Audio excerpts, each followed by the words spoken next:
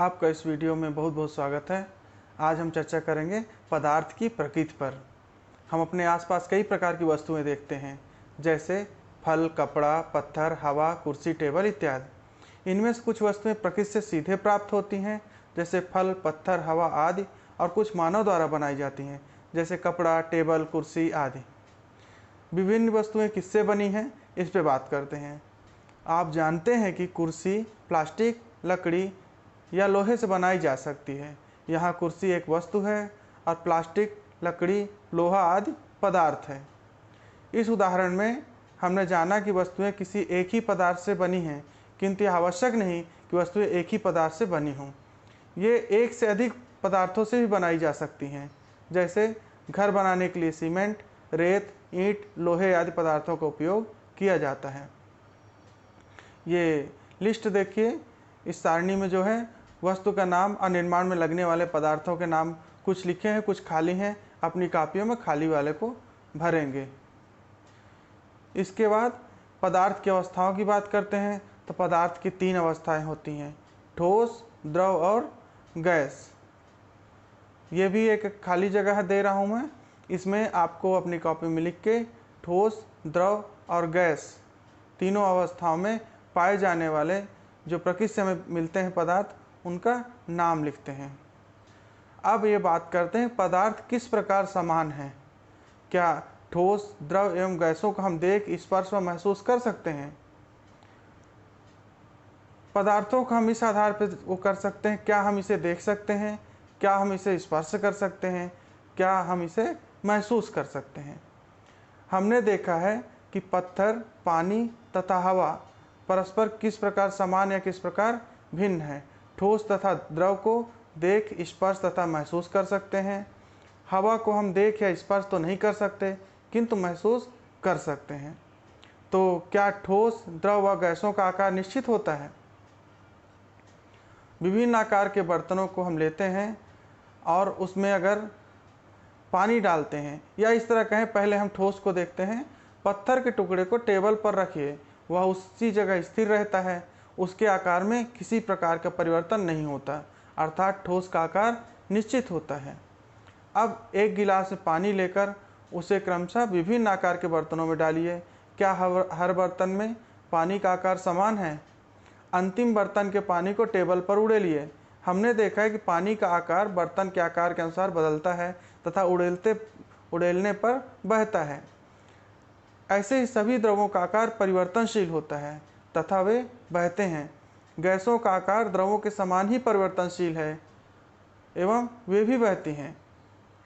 तो क्या ठोस, द्रव एवं गैस स्थान घेरते हैं?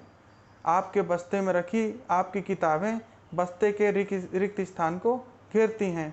बाल्टी में रखा पानी बाल्टी के अंदर का स्थान घेरता है। अतः हम कह सकते हैं कि ठोस तथा द्रव स्थान घेरते हैं। अब हम ये भी जानने का प्रयास करते हैं, तो गैस भी स्थान घेरती हैं कि नहीं घेरती? तो एक गहरा बर्तन या बाल्टी लेकर उसे पानी से पूरा भर लें। फिर कांच या प्लास्टिक की खाली चौड़े मुंह वाली बोतल को पानी से भरे बर्तन में डुबा दें। इस चित्र में जैसे दिखाया हूँ उस तरह कर सकते हैं, है ना। जब उस बोतल में पूरा पानी भर जाए तब उसे बर्तन के भीतर ही उल्टा कर धीरे धीरे पानी में इस प्रकार बाहर निकालें कि बोतल का मुंह पानी के भीतर ही रहे। ध्यान रहे कि बोतल पूरी तरह से पानी से भरी रहे। अब एक रबर की पतली नली लें, उसके एक सिरे को मुंह में रखकर दूसरे सिरे को पानी से भरी बोतल में लगाएं।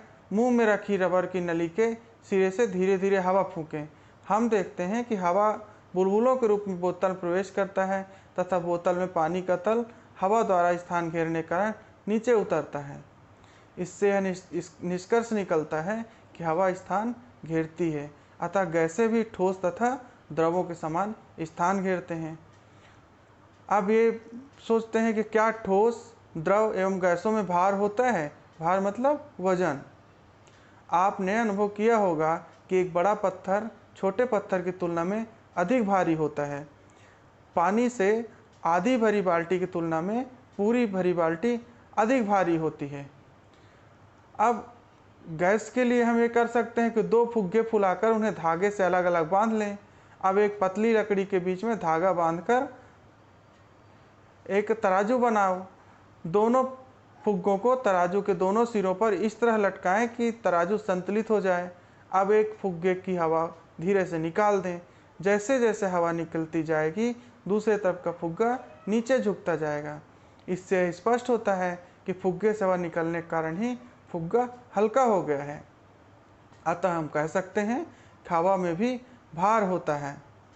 इस चित्र को जैसा ये बगल में दिखा रहा हूँ उस तरह प्रयोग कर सकते हैं।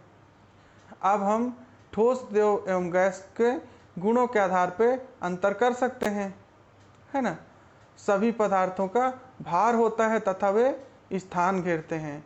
ऐसे पदार्थ जो स्थान घेरते हैं, जिनका निश्चित आकार तथा भार होता है, वो ठोस कहलाते हैं। ठोस बहते नहीं हैं। ऐसे पदार्थ जो स्थान घेरते हैं, जिनमें निश्चित भार होता है तथा कोई निश्चित आकार नहीं होता है, द्रव कहलाते हैं और द्रव बहते हैं। ऐसे पदार्थ जो निश्चित स्थान नहीं घेरते, जिनका आकार निश्चित नहीं होता परंतु निश्चित भार होता है, गैस कहलाते हैं और गैसें क्या होती हैं? बहती हैं। अब हम चर्चा करते हैं, क्या पदार्थों की अवस्थाएं बदली जा सकती हैं? पदार्थ की अवस्थाएं कौन कौन सी हैं? ठोस, द्रव और गैस। क्या ये तीनों आपस में बदल सकते हैं? साधारणतः कोई पदार्थ किसी एक ही अवस्था में रहता है। जैसे लोहा ठोस, पानी द्रव तथा हवा गैसीय अवस्था में रहती है। परंतु पदार्थ हमेशा एक ही अवस्था में रहे यह आवश्यक नहीं है। ताप परिवर्तित करके पदार्थ की अवस्था बदली जा सकती है। जैसे साधारण ताप पर पानी द्रव अवस्था में रहता है, अधिक ठंडा करने पर वह बर्फ में बदल जाता है जो ठोस अवस्था होती है। यह क्रिया जमना कहलाती है। गर्म करने पर द्रव गैसीय अवस्था में परिवर्तित हो जाता है। जैसे पानी को लगातार गर्म करने पर इसका ताप बढ़ता है और एक निश्चित ताप पर यह उबलने लगता है और तेजी से भाप बनने लगता है। यह क्रिया उबलना कहलाती है। पदार्थों की अवस्थाएं बदलने के लिए एक प्रयोग और भी कर सकते हैं। एक मोटी मोमबत्ती लेकर उसे जलाएं। कुछ समय पश्चात मोमबत्ती बुझा दें।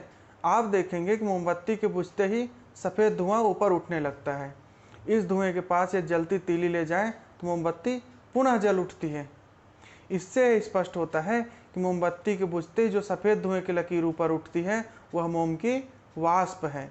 इसलिए उस वाष्प के पास जलती तीली ले जाने पर वाष्प जलकर मोमबत्ती को पुनः जला देती है। वाष्प को हम भाप भी बोलते हैं।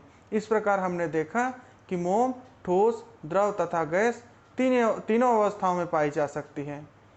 तो आज के वीडियो में इतना ही। आगे फिर लेके आएंगे, इसके आगे पदार्थ की अवस्थाओं के बारे में और नया वीडियो ले आएंगे। तब तक के लिए धन्यवाद।